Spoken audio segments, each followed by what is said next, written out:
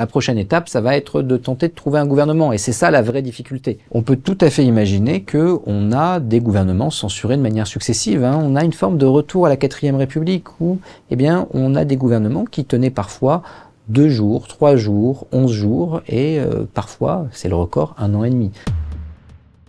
Gabriel Attal a présenté lundi matin sa démission, elle n'a pas été acceptée. Alors juridiquement, ça ne signifie pas grand-chose, mais disons que c'est une opération de communication pour qu'Emmanuel Macron tente de maintenir le présent gouvernement en place en attendant qu'une coalition s'établisse, se construise, parce que dans cette assemblée clivée, il n'y a aucune force qui dispose d'une majorité absolue. Le chiffre clé, c'est 289. Personne, actuellement, parmi les 3 blocs, ne peut espérer atteindre ces 289 députés. Donc, tant que ce n'est pas le cas, n'importe quel gouvernement qui serait présenté pourrait tomber sous le coup d'une motion de censure. Et le 18 juillet, c'est la première réunion de l'Assemblée nationale, ce qui permettra de voir un petit peu quels sont les rapports de force au sein de cette Assemblée qui, de droit, siège jusqu'au 1er août, avant de se réunir potentiellement à partir du 1er octobre. Pour l'instant, le gouvernement ne bouge pas parce que sa démission n'a pas vraiment été actée. Il ne peut être obligé de démissionner que si jamais une motion de censure est déposée, et ça ne peut pas être le cas avant le 20 juillet, le Parlement se réunit le 18 et donc il faut 48 heures pour voter la motion de censure, le gouvernement actuel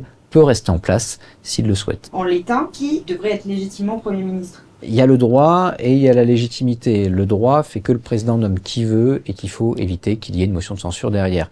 Du point de vue de la légitimité, c'est quelque chose qui se discute théoriquement dans les systèmes de cohabitation qu'on a pu connaître sous Mitterrand et Chirac. On nommait le leader de la majorité. Toutefois, c'est pas une obligation. Certes, le nouveau Front populaire est arrivé en tête, mais il n'a pas de majorité. Que fait en règle générale un président dans les régimes parlementaires classiques? Il regarde quel est le parti ou le groupe de partis arrivé en tête.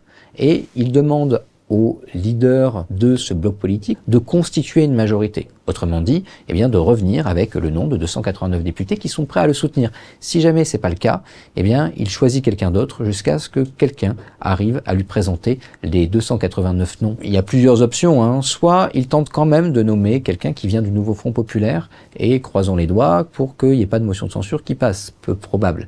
En revanche, il peut éventuellement tenter de nommer quelqu'un qui a une sensibilité de centre-gauche pour espérer que le nouveau Front populaire ne le censure pas. L'autre option, c'est de maintenir, au moins pour un temps, Gabriel Attal, en espérant que pendant l'été, il y ait des jeux qui se décantent et que potentiellement le nouveau Front populaire se brise. Encore faut-il que Gabriel Attal ne soit pas censuré.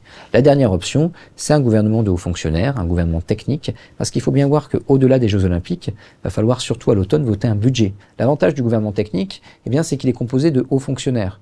Et donc, vous pouvez avoir des partis qui disent ce gouvernement, il mène une politique que nous ne cautionnons pas vraiment. Néanmoins, on ne veut pas rajouter du chaos au chaos. Ça reste un gouvernement. Et donc, c'est le président de la République qui nomme un Premier ministre et qui s'accorde avec lui. Et ensuite, comme n'importe quel gouvernement, charge à l'Assemblée nationale de trouver 289 voix pour le faire tomber ou le laisser survivre.